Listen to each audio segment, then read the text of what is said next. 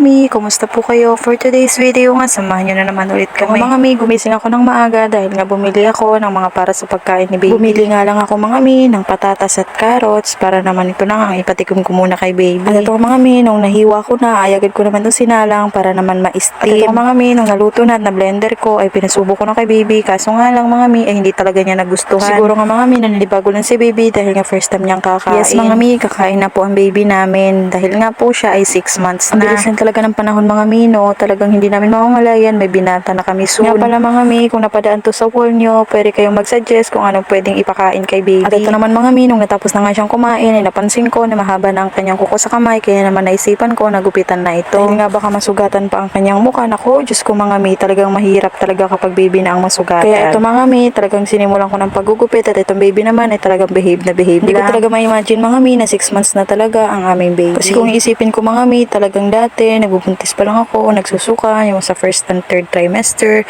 Ngayon, talaga namang magbibinata na itong baby namin. Uy, maiyak pa ata yung mami na to.